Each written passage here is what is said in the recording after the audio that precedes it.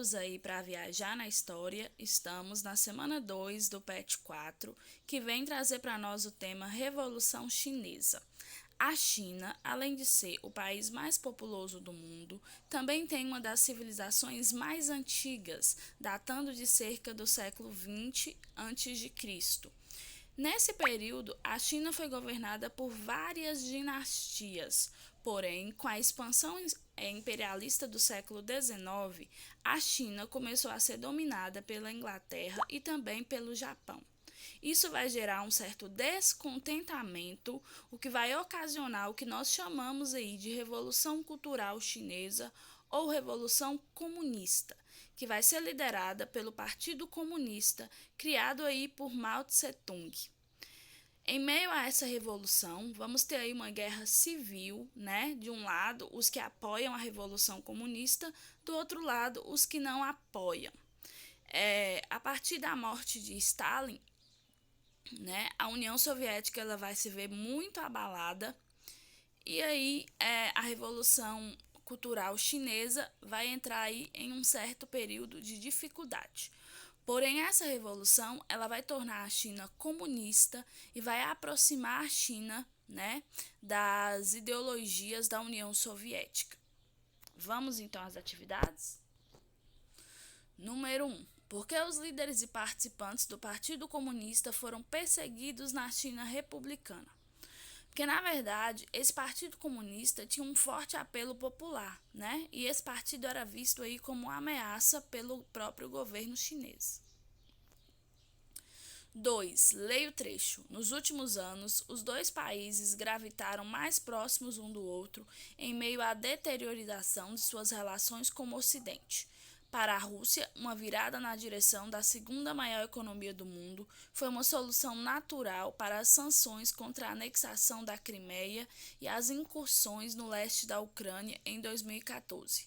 Já o governo da China ficou mais do que feliz em abraçar laços mais estreitos com seu vizinho do norte, à medida que as tensões aumentavam em quase todos os aspectos de suas relações com os Estados Unidos. Aí nós temos a questão. A aproximação da China e a Rússia está relacionada ao distanciamento geopolítico dessas nações a qual país do Ocidente? O que essas tensões entre esses países têm relação com a Guerra Fria? Simples, né, gente? Está relacionada aí com o distanciamento em relação aos Estados Unidos. Essas tensões elas são o resultado prático da Guerra Fria, que na verdade obrigava esses países a se posicionar de um lado desse conflito ideológico, ou do lado capitalista ou do lado socialista. No caso, dividia muitas vezes esses países e as populações ao meio, como foi no caso da China. Porque quem não apoiava o comunismo vai se rebelar, né, e vai iniciar aí uma guerra civil, mas que no final vai culminar aí, né, com a China se tornando comunista.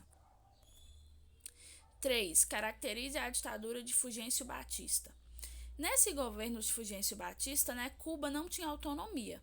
Cuba, na verdade, era mais um quintal dos Estados Unidos e as únicas prosperidades que Cuba tinha vinha da instalação de empresas norte-americanas.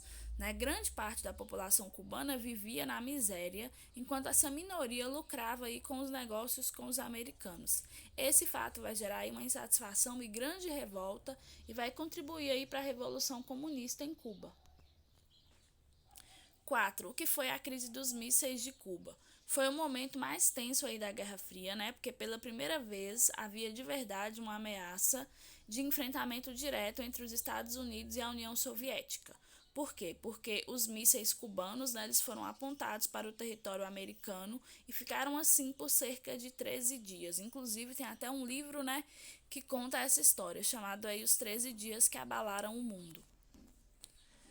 Questão 5. Explique o que foi a Aliança para o Progresso. A Aliança para o Progresso foi um programa de ajuda econômica que os Estados Unidos vai oferecer às nações americanas, porque eles tinham muito medo, né, de perder mais influência no território americano e que outros países passassem para o lado da União Soviética, como aconteceu com Cuba.